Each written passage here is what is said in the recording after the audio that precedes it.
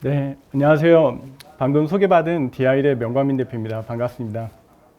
IPCC 제1실무그룹 보고서를 보면은 이 지구상의 기온이 굉장히 많이 증가하고 있는데 과거 10만 년 중에서 가장 온난한 시기 6,500년 전후에 나타난 간빙기의 기온을 현재 초과하고 있습니다. 이 자료에서 보시면 왼쪽 그림에서 지금 여기 보이시는 곳이 간빙기에서 가장 따뜻했던 시기인데 현재 기온을 보면 최근 들어 급격히 증가하면서 그 기온을 초과하는 상태에 나타나고 있습니다. 다시 말하면 인류가 나타난 이후로 경험하지 못한 고온을 현재 경험하고 있다고 보시면 될 것 같고요. 오른쪽의 그림을 보면은 그간 5차 보고서까지는 이게 인간의 영향인지 자연의 영향인지 여러 가지 논란이 있었지만 6차 보고서에서는 이런 것들이 명확하게 로 인해서 급격히 기온이 증가하는 걸 저희가 확인할 수 있습니다. 지금 이거는 콜롬비아 대학에서 공개하고 있는 자료인데요. 왼쪽에 1951년에서 80년대 평균 기온과 온도 분포를 보시면 최근하고 굉장히 차이가 있는 게 평균이 굉장히 높아졌습니다. 그리고 또 다른 하나는 분산이 굉장히 커진 거죠. 분산이 커졌다는 것은 그만큼 변동폭이 커졌다는 건데 이건 달리 말하면 지구가 온난해지기도 했지만 그 변동폭이 커지면서 극한기후가 더 심해졌다라고 보시면 될 것 같습니다. 이런 기상이변을 통해서 여러 나라에 많은 피해가 발생하고 있는데요. 가장 극명한 것 중에 하나 올해 그 폭염일 것 같습니다. 전 세계적으로 어마어마한 폭염의 피해가 있었는데 왼쪽 그래프를 보시면은 이게 79년도부터 현재까지 전지구 평균 기온입니다. 이 평균 기온 그래프를 보면은 과거에 경험하지 못한 그 기온 값이 올해 굉장히 많이 크게 증가한 걸 보실 수 있습니다. 이 까만 실선이 올해 기온인데요. 과거 그 어떤 때보다 굉장히 높게 나타나고 있습니다. 근데 이런 것들로 인해서 세계 각국에서 굉장한 고온이 나타나는데 이탈리아 시칠리아에서는 47도가 기록되기도 하고 멕시코는 45도, 텍사스도 46도, 베이징에서도 41도나 올라갔습니다. 그리고 좀 지난 1, 2년 정도 지났지만 서유럽 홍수와 텍사스 한파가 있습니다. 텍사스 한파 같은 경우는 그 전에도 이 정도의 한파가 미국에도 발생했는데 텍사스 한파가 발생한 해에는 이 한파로 인해서 전력망이 블랙아웃이 되다 보니까 산업에 대한 피해도 어마어마해지면서 더 널리 알려졌습니다. 이때 우리나라 삼성전자의 반도체 공장도 멈추는 일이 있어서 피해가 컸는데요. 이런 어마어마한 산업에 대한 피해도 있었고 서유럽 홍수에서는 사실 이때 내린 비는 우리나라에서는 자주 있는 비예요. 시간당 100mm 초과하지 않는 정도의 크지 않았는데 여기에서는 기존에는 굉장히 온화한 날씨였다 보니까 인프라 자체가 수제 인프라 자체가 약하다 보니까 독일에선 133명이나 사망하는 이런 큰 피해가 있었습니다. 이런 기후변화로 인한 피해가 사실은 앞에 맨 첫 번째 장에서 말씀드린 것처럼 선진국에서 가장 많은 배출을 하고 있습니다. 그런데 보면은 선진국은 대부분 50%나 70% 정도는 보험으로 보상을 받고 있습니다. 그런데 반면 아시아는 평균 14% 그리고 저개발 국가는 거의 보상을 받지 못하고 있는데 그러다 보니까 최근 들어서는 국제협의에서 이런 손실과 피해를 어떻게 줄일 것인지 특히 저개발 국가의 피해를 어떻게 보상할 것인지에 대한 논의들도 많이 이루어지고 있습니다. 그렇다면 이런 기후위기 대응이 왜 필요한지 한번 보겠습니다. 이거는 국내 산업별로 주요 기업에 대해서 기후 리스크하고 그를 대응하지 않았을 때 얼마나 비용이 드는지를 본 것입니다. 이 자료는 표는 사단법인 넥스트에서 분석한 거고 여기에서 분석한 거는 기후 리스크 중 전환 리스크 그리고 그 중에서도 정책이나 법률, 시장 리스크의 분석 결과 정량적으로 산정할 수 있는 부분에 대해서 분석을 했는데 기업 영업이익에 최대 24%까지 악영향을 미치는 것으로 분석이 나왔습니다. 더 클라이밋 그룹에서도 분석한 것이 있는데 수출 기업 같은 경우는 아리백의 전환을 실패할 경우 2040년까지 산업 규모가 최대 40%까지 감소할 것으로 얘기를 하고 있습니다.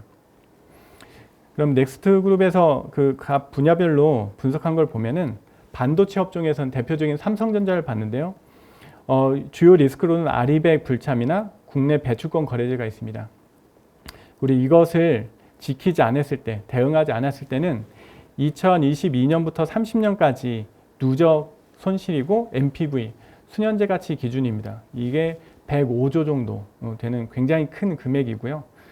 먼저 기후테크 정의를 보면은 UN 기후변화 협약하에 기술집행위원회가 있는데 여기에서는 온실가스를 감축하거나 또는 기후변화에 적응하기 위한 어떤 기기나 테크닉, 실용적인 스킬로 얘기를 하고 있습니다. 그리고 우리나라는 기후변화 대응 기술 개발 촉진법이라는 것이 있는데 여기에서 기후변화 대응 기술을 온실가스 감축 그리고 기후변화 적응에 기여하는 기술로 기술을 하고 있습니다.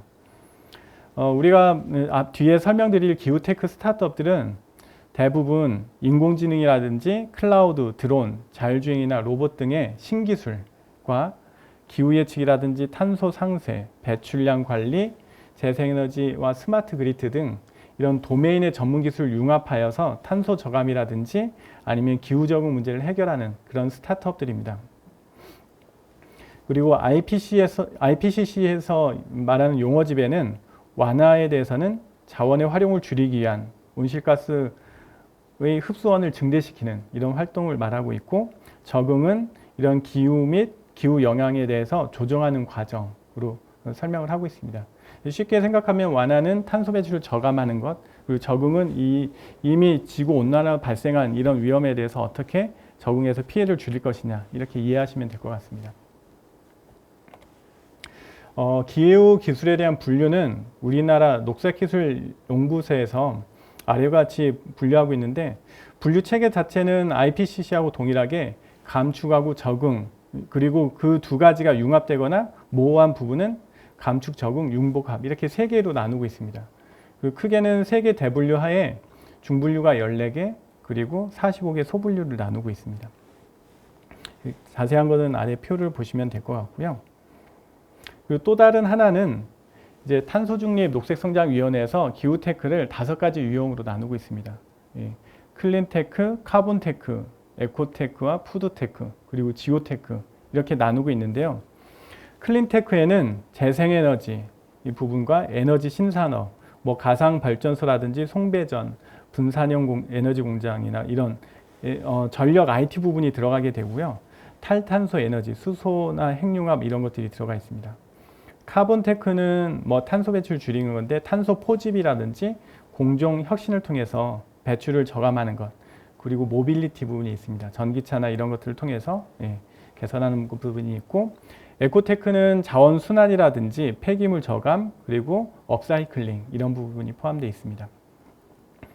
푸드테크는 대체식품, 대체육이라든지 배양육을 통해서 탄소 배출을 줄이는 이런 것들도 있고요.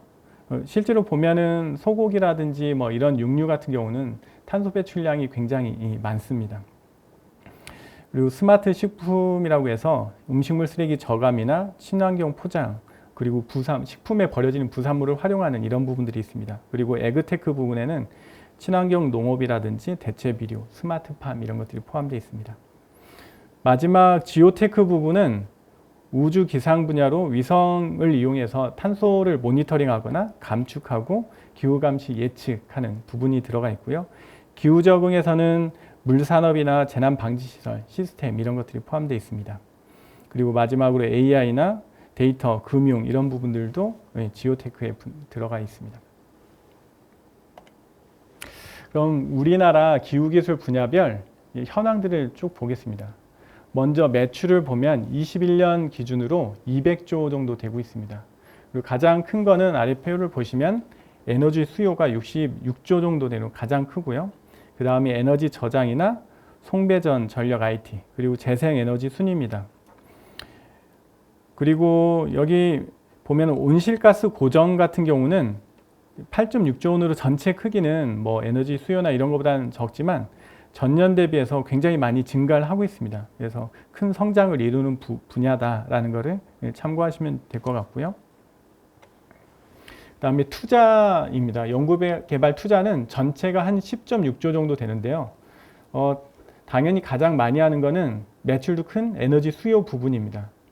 그리고 저장이나 재생에너지 이런 부분들이 다음 순으로 있고, 투자 증가율로 보면은 송배전 IT라든지 전체 양에선 작지만 기후변화 예측 모니터링이나 건강, 그리고 감축 및 적응 융복한 분야가 있습니다. 여기서 보시면 송배전 전력 IT 부분은 앞장에서 보면은 매출도 증가하고 있고 여기 연구개발 투자도 증가하고 있습니다.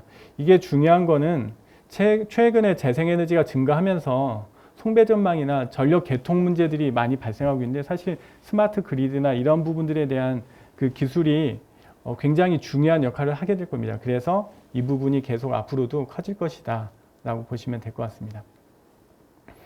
그리고 기후변화 예측 모니터링이나 건강, 적응, 융복함 이런 게 커지는 거는 사실 우리가 탄소 배출을 저감하는 노력도 해야겠지만 이미 굉장히 많은 지구온난화가 이루어졌고 그로 인해서 굉장히 많은 큰 피해들이 발생하고 있습니다.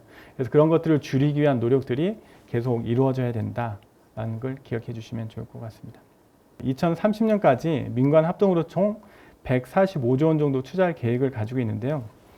먼저 전문 펀드라든지 초격차 펀드 등 이용해서 4천억 이상의 정책 펀드를 조성하는 걸 계획을 가지고 있습니다.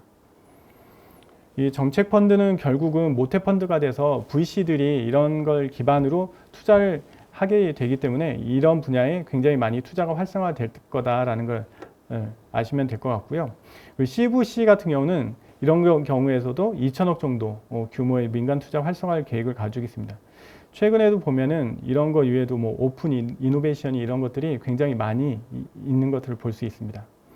그리고 다음은 스케일업을 위한 융자 보증 등 기후 금융을 8조 원으로 확대하는 것이 있고 기후테크 산업 인증이라든지 K텍소노미 연계해서 135조 원 정도의 민간 5대 금융그룹 투자를 유도하는 것도 있습니다. 그리고 기후 문제 해결형 1조 원 규모의 대규모 연구개발 추진도 계획을 가지고 있습니다. 이걸 보면은 큰 틀에서는 투자 정책 펀드라든지 금융 등을 통해서 투자를 늘리는 것들이 있고 그리고 연구개발도 기후 문제에 대해서는 굉장히 많은 금액을 투자하고 있다는 걸 보실 수 있고요. 이걸 통해서 이루고자 하는 것은 2030년까지 유니콘은 10개를 육성하는 것 그리고 수출 규모를 100조 원 달성하는 것입니다. 그리고 신규 일자리도 10만 개 창출하겠다라는 목표를 가지고 있습니다.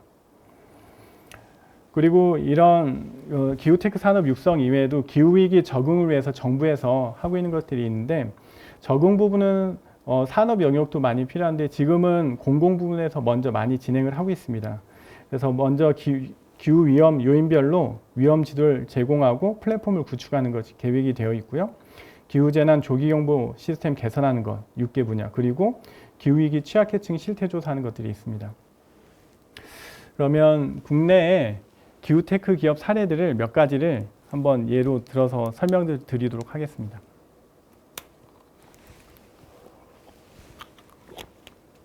가장 먼저 설명드릴 거는 클린 기업에 해당하는 그리드 위즈입니다. 앞에서도 송배전 IT라든지 이런 부분이 굉장히 중요해진다고 말씀을 드렸는데 그리드 위즈는 그에 대한 부분들을 꽤 많이 진행하고 있는 스타트업입니다. 크게 사업하는 영역을 보면 수요 관리, DR 영역이 있고 에너지정, ESS, 그리고 전기차 충전과 재생에너지 영역이 있습니다. 2013년에 창업했고 현재 700억 원 누적 투자, 그리고 글로벌 클린테크 100에도 선정되는 그런 되게 훌륭한 기업입니다. 그리고 여기에서 하는 일은 에너지 데이터 기반으로 클린 에너지 전환과 안정적인 전력망 운영을 하도록 하는 것들을 제공하고 있습니다. 여기 보시면은 스카이 블루라는 서비스가 있는데 이건 전기차 충전기 통신 모뎀 분야에서 기술력을 인정받아서 국내에선 1위의 점유율을 기록하고 있습니다. 이 뒤에 좀 더 자세히 보면은 스카이 블루가 하는 것이 뭐냐면 전력거래에서 충전기를 이용한 고객에게 전력 감축 요청이 오면은 그 시간대 충전하는 충전기의 전력을 낮추거나 아니면 시간을 늦춥니다. 미뤄서 이를 통해서 고객이 감축한 만큼 나중에 정산금을 받는 제도입니다. 그래서 최대는 한 19% 정도 요금 절약을 한다 이런 효과들이 있다고 하고 또 하나는 제주도에서 런칭한 그 이후에 국내 수요 반응 시장 활성화에 맞춰서 1만 개를 돌파했는데 스카이블루 통해서 시장에 참여하는 총 자원은 115메가와트 정도 됩니다. 굉장히 큰 규모이고 우리 해와바람이라는 서비스도 있는데요. 이거는 제주에서도 재생에너지가 많아서 문제가 되는 경우들이 있는데요. 이럴 때는 전기차를 충전해서 오히려 돈을 받는 것입니다. 전기차를 ESS로 활용하는 건데 굉장히 앞으로 그 전력망을 안정적으로 공급하기 위해서는 이 굉장히 중요한 부분이라고 생각을 합니다. 또 하나는 카본 기업의 대표적인 로우 카본입니다. 온실가스 감축을 위한 CCS 기술로 글로벌 사업을 추진하고 있고요. 2016년 창업을 했습니다. 여기에서는 KCl 기반으로 CO2를 포집, 전환, 그리고 자원화하는 기술을 가지고 있는데요. 여기 오른쪽에 먼저 그림을 보시면은 CO2가 KCl하고 물과 합성된 것과 반응하면은 탄산수소 나트륨이 됩니다. 그래서 왼편의 그림을 보면 해상이나 육상 그리고 비점 오염원 등에서 CO2를 포집하고 전환해서 고체로 만들어 쓰거나 아니면 액체 탈황제로 쓰거나 아니면 전기 분해해서 수소로 만드는 이런 작업을 하고 있습니다. 그리고 다음은 에코기업의 대표적인 슈퍼빈입니다. 이거는 뭐 많이 보신 분도 있을 텐데 여기 오른쪽 그림에 보이는 게 네프론이라는 자판기 같이 생긴 기기입니다. 여기에 뭐 플라스틱 펫병이라든지 캔 뭐 이런 것들을 넣으면은 AI로 자동으로 분석해서 선별을 합니다. 그래서 이런 걸 재활용할 수 있게 해주는 것이고 2023년에 820대 설치해서 월 평균 300톤 정도 처리할 수 있다고 합니다. 그리고 25년까지 목표는 5,000대 그리고 연간 3만 톤 정도 생산실을 구축하는 것이 목표라고 합니다. 다음은 푸드테크 기업인데요. 지구인과 지구의 건강을 위해서 지속 가능한 미래 대체 식품을 만드는 언리미트라는 대체 식품을 만드는 스타트업이고요. 지구인 컴퍼니입니다. 2017년에 창업을 했고요. 420억 정도 누적 투자를 받았습니다.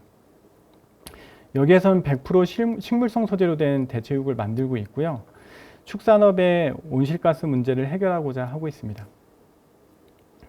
그리고 그 추가적으로 하는 것 중엔 현미나 귀리 이런 농가에서 팔 수 없는 못생긴 농산물 이런 걸로 대체육을 제조해서 판매하는 걸 하고 있고요. 아래 대체육 이외에도 비건 체다치즈라든지 채식만두 이런 것들도 출시하고 있습니다. 아래 보시는 것들이 그 대체육의 상품들인데요.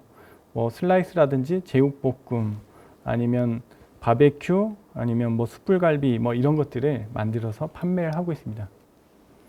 다음은 지오테크 기업 중에 나라스페이스입니다. 나라스페이스 같은 경우는 지구 관측 초소형 인공위성을 개발하기도 하고 또 이 데이터를 활용해서 바이오매스 추정 활용하는 데 쓰고 있습니다. 여기에서는 광학위성이라든지 사 영상 그리고 항공기나 라이더 센서 데이터를 융합해서 사용하고 있고요. 넓은 지역에 대해서 모니터링하는 데 효과적이기 때문에 위성을 활용하고 있습니다. 다음은 제가 있는 DI랩인데요. 저희 DI랩에서는 기후위기 적응을 위한 기후 인텔리전스 플랫폼 서비스를 하고 있습니다. 도메인 전문성과 축적한 데이터 그리고 인공지능 기술 기반으로 기후환경 분야에 최적화된 이상감지와 예측 솔루션을 제공하고 있고요. 이를 통해서 만든 고품질 고해상도 데이터를 통해서 기후 리스크를 정밀 진단하고 적응할 수 있는 서비스를 제공하고 있습니다. 여기 아래 이미지는 딥러닝 모델을 통해서 이런 이상감지를 하는 거나 아니면 예측하는 것들의 예시 사례들입니다. 미세먼지라든지 온습도, 일사량이나 태양광 발전량, 아니면 소음이나 진동 등 이런 것들이 이상감지할 수 있고요. 이런 것들이 발전량 예측에도 쓰일 수 있고 공사장에서 어떤 소음이라든지 고농도 미세먼지 이런 걸 탐지하거나 이런 걸 통해서 저감할 수 있도록 활용할 수가 있습니다. 그리고 다음 보이는 거는 최근에 굉장히 많이 이슈가 되어 있는 침수 피해를 예방하기 위한 솔루션인데 IoT 센싱과 인공지능 기술을 통해서 지하차도라든지 해안 지역에 위치한 발전소 아니면 빌딩 이런 고객의 자산에 있는 해당 특정 지점들의 국지성 호우를 예측하고 침수 위험을 조기 감지해서 피해를 저감해 주는 솔루션입니다.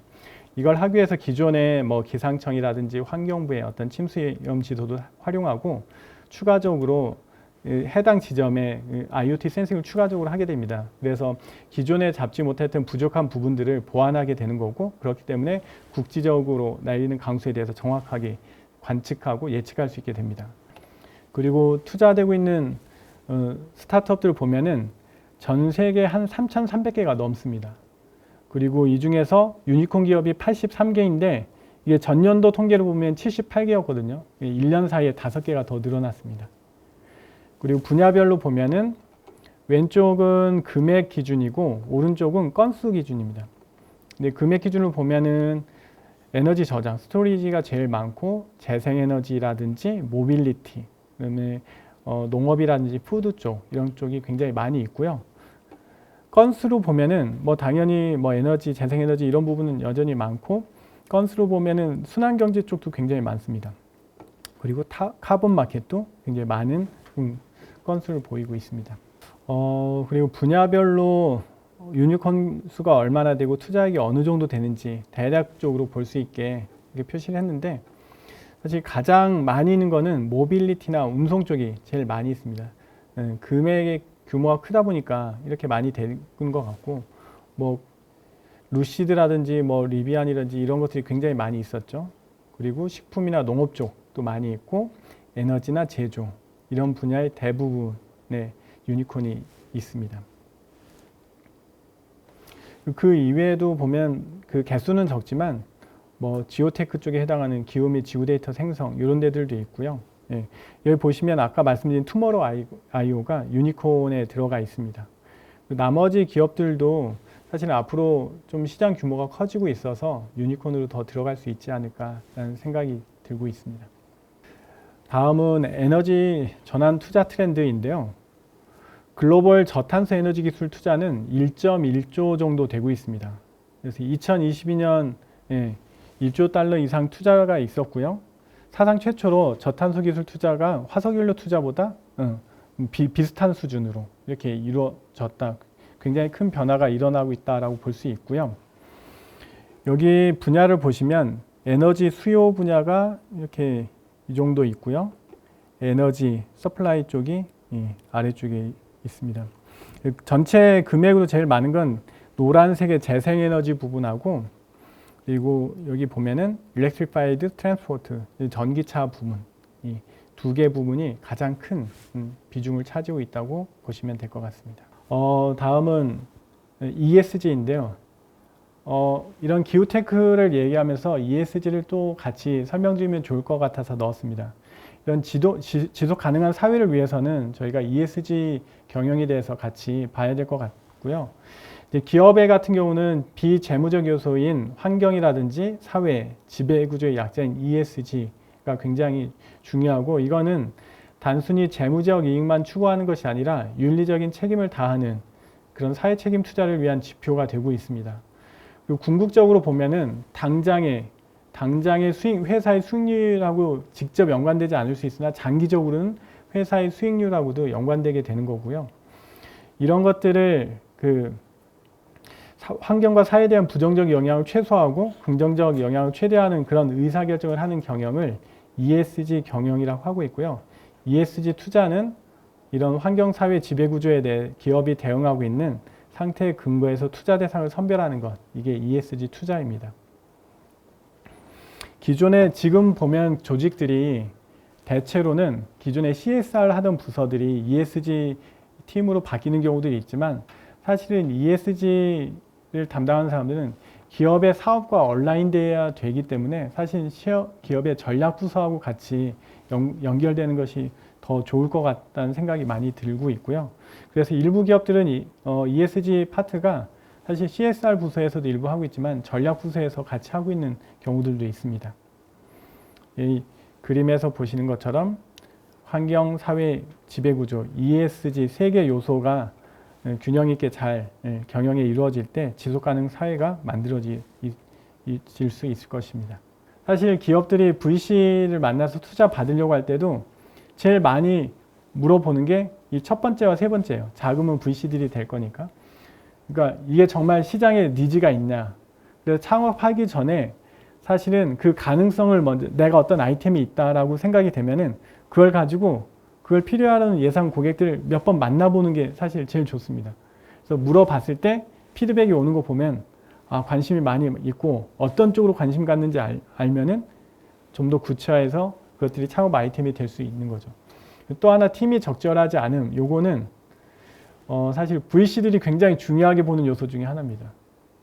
첫째도 팀, 어떤 분은 첫째도 팀, 둘째도 팀, 셋째도 팀이다 이렇게 얘기를 하는데 아이템은 되다가 안 되면 다른 쪽으로 피벗하거나 이럴 수 있는데 팀이 문제가 있으면 처음부터 안 되기 때문에 이건 굉장히 중요한 요소가 되고 있습니다.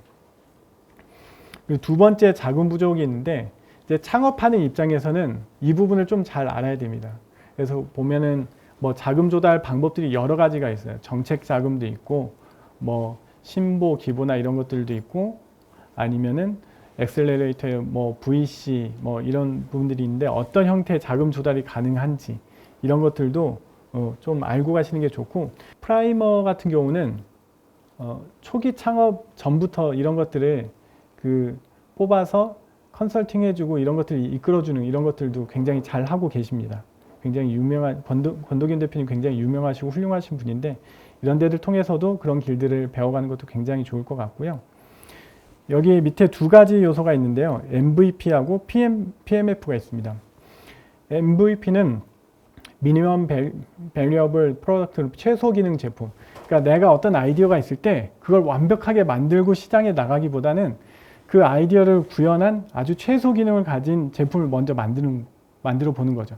그걸 통해서 시장의 반응을 보고 그게 반응이 괜찮다 하면 그때 그 다음 스텝을 가는 게 좋은 방법입니다. 이게 첫 번째 MVP 기억해 주실 거고 두 번째는 PMF에서 프로덕트 마켓 핏인데요. 제품과 시장이 어떤 부합한 상태를 말하는 것입니다. 그래서 MVP를 출시한 후에 시장의 반응을 통해서 제품과 서비스의 핵심 가치가 이렇게 작동하는지 시장에서 작동하고 있는지를 검증하는 단계인 거죠. 앞에 말씀드릴 때 제가 어떤 자금 조달 단계들에 대해서 한번 말씀드렸는데 기업의 성장 단계에 따른 투자 자금 조달 유형이 있습니다. 이게 이 하나만 가지고도 이제 한 학기 과정이 될 수도 있는 건데 이 한 표만 잘 기억해 두셔도 굉장히 좋을 것 같습니다. 이 기업의 성장 단계는 대체로는 창업, 성장, 성숙, 안정 뭐 이런 단계로 가고 있는데요. 그 단계마다 자금 조달 유형이 다 다릅니다. 여기 보면 저희가 스타트업은 J커브 그린다고 얘기를 하죠. 매출이 초기 아이디어에서 마이너스로 계속 까먹어 가면서 개발을 하고 있는 단계죠. 죽음의 계곡을 지나는 단계인데 이때 들어가는 게 시드 투자입니다.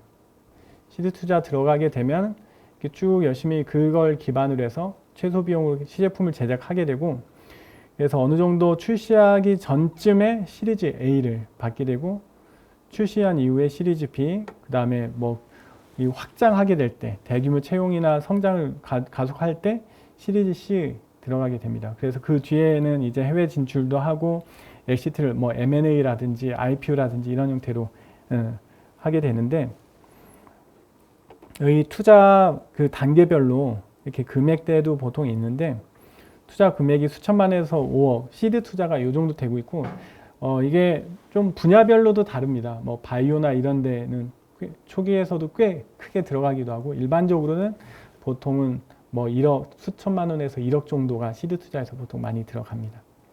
이런 때는 보통은 기업 가치는 수억에서 30억 정도 이렇게 되고 있고 프라이머 같은 경우 지원했을 때 거기는 굉장히 좋은 데서 선정되기도 쉽진 않은데 포스트 밸류로 10억을 두고 1억을 시드 투자를 해줍니다. 그럼 10%를 가져가게 되는데 보통 그 정도 범위에 있다라고 보시면 될 것 같습니다. 이제 여기까지 제가 강의 드릴 건 마무리됐고요. 오늘 기후테크에 대해서 쭉 말씀드렸는데 이런 기후위기 시대의 새로운 기회가 기후테크에서 시작이 될 겁니다. 이거는 저뿐 아니라 많은 분들이 앞에 말씀드렸던 레리 핑크 CEO도 얘기했고 국내에서도 정책적으로 많이 이끌어가기 때문에 이쪽에서 많은 기회들이 만들어질 거고요. 또 여러분이 기억해 두실 거는 창업을 꿈꾼다면은 억만장자가 되려면 수십억 명의 고민을 해결하라. 사실은 많은 사람의 고민, 그리고 시장이 큰 곳으로 가야 됩니다. 그런 문제를 해결해야 되는 거고요. 근데 그 시장이 지금은 기후 위기 속에 기후테크 쪽에 있다라는 것을 알고 관심 갖고 계시면 좋을 것 같다는 생각이 듭니다.